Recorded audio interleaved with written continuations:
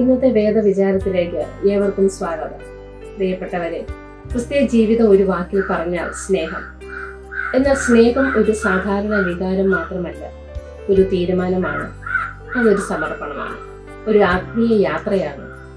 സ്നേഹം സന്തോഷ സമയങ്ങളിൽ മാത്രം നിലനിൽക്കുന്നതല്ല, അത് വേദനകളിലും പരീക്ഷണങ്ങളിലും അപമാനങ്ങളിലും ഉറച്ചു നിൽക്കാൻ പ്രേരിപ്പിക്കുന്നതാണ്.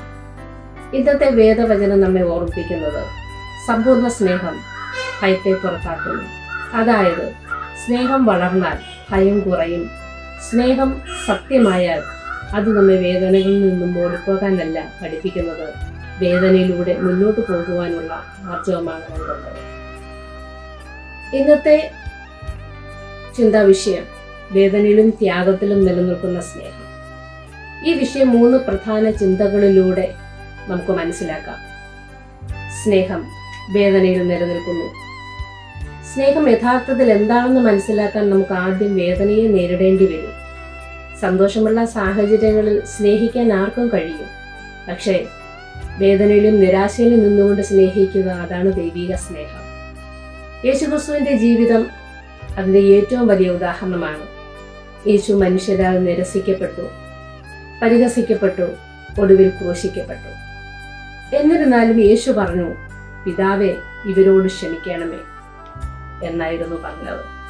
ഇത് വേദനയിൽ നിലനിൽക്കുന്ന സ്നേഹത്തിന്റെ ഉത്തമ ഉദാഹരണമാണ്. നമ്മുടെ ജീവിതത്തിൽ വേദനകൾ വരും.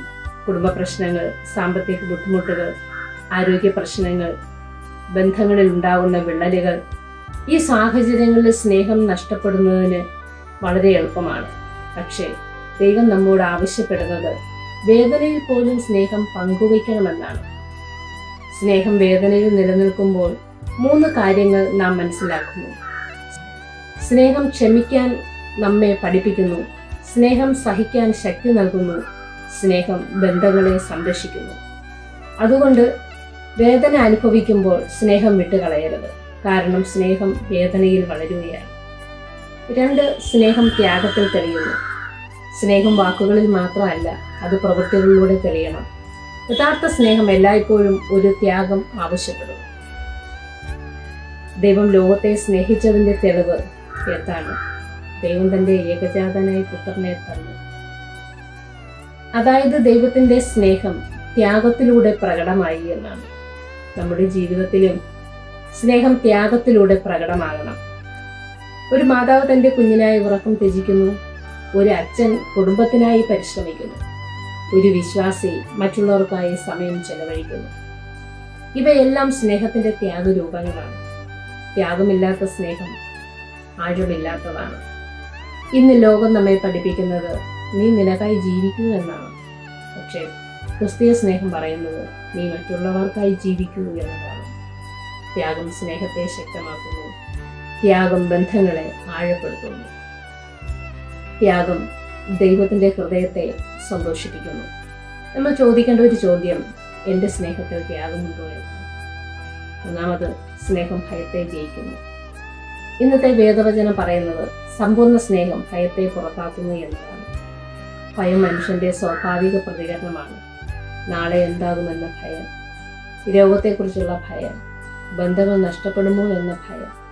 പക്ഷെ സ്നേഹം ഈ ഭയങ്ങളെയെല്ലാം ജയിക്കുന്നു. ഒരു കുഞ്ഞ് ഇരുണ്ട മുറിയിൽ പേടിക്കുമ്പോൾ അമ്മയുടെ കൈ അവനെ സ്പർശിക്കുമ്പോൾ അവൻ ഭയത്തു നിന്ന് അകലുന്നു. എന്തുകൊണ്ടാണ്? അമ്മയുടെ സ്നേഹത്തിൽ അവൻ വിശ്വസിക്കുന്നു. അതുപോലെ നാം ദൈവത്തിന്റെ സ്നേഹത്തിൽ ഉറച്ചു നിൽക്കുമ്പോൾ ഭയം നമ്മെ നിയന്ത്രിക്കുന്നില്ല. സ്നേഹം ഭയത്തെ ജയിക്കുമ്പോൾ നമുക്ക് ആത്മവിശ്വാസം ലഭിക്കുന്നു, നമുക്ക് സമാധാനം ലഭിക്കുന്നു, നമുക്ക് ധൈര്യം ലഭിക്കുന്നു. ദൈവത്തിന്റെ സ്നേഹം നമ്മെ ഉറപ്പിക്കുന്നു. വേദവചനം നമ്മെ പഠിപ്പിക്കുന്നത് ഞാൻ നിന്നോട് കൂടെയുണ്ട്. അതുകൊണ്ട് ഭയം വന്നാലും സ്നേഹത്തിൽ ഉറച്ചു നിൽക്കുക. സ്നേഹം ഒരു എളുപ്പമായ യാത്രയല്ല, അത് വേദനകളിലൂടെ കടന്നു പോകും. ത്യാഗം ആവശ്യപ്പെടും, ഭയങ്ങളെ നേരിടേണ്ടി വരും. എന്നാൽ അതാണ് യഥാർത്ഥ സ്നേഹം. ഇന്ന് നാം പഠിച്ച 3 സത്യങ്ങൾ: സ്നേഹം വേദനയിൽ നിലനിൽക്കുന്നു, സ്നേഹം ത്യാഗത്തിൽ തെളിയുന്നു, സ്നേഹം ഭയത്തെ ജയിക്കുന്നു. ഈ സ്നേഹം മനുഷ്യ സ്നേഹമല്ല, ഇത് ദൈവത്തിന്റെ സ്നേഹമാണ്. ഈ സ്നേഹം നമ്മുടെ ഹൃദയത്തിൽ നിറഞ്ഞാൽ നമ്മുടെ ജീവിതം മാറ്റപ്പെടും, നമ്മുടെ കുടുംബം മാറും, നമ്മുടെ സമൂഹം മാറ്റപ്പെടും. ഇന്ന് നമുക്ക് തീരുമാനിക്കാം, വേദന വന്നാലും ഞാൻ സ്നേഹിക്കും, ത്യാഗം ആവശ്യപ്പെട്ടാലും ഞാൻ സ്നേഹിക്കും, ഭയം വന്നാലും അപമാനിക്കപ്പെട്ടാലും ഞാൻ ദൈവസ്നേഹത്തിൽ ഉറച്ചു നിൽക്കും. അപ്പോൾ ദൈവത്തിൻ്റെ സമ്പൂർണ്ണ സ്നേഹം നമ്മുടെ ജീവിതത്തിൽ പ്രവർത്തിക്കും. ദൈവം നമ്മെ സമർത്ഥമായി അനുഗ്രഹിക്കും.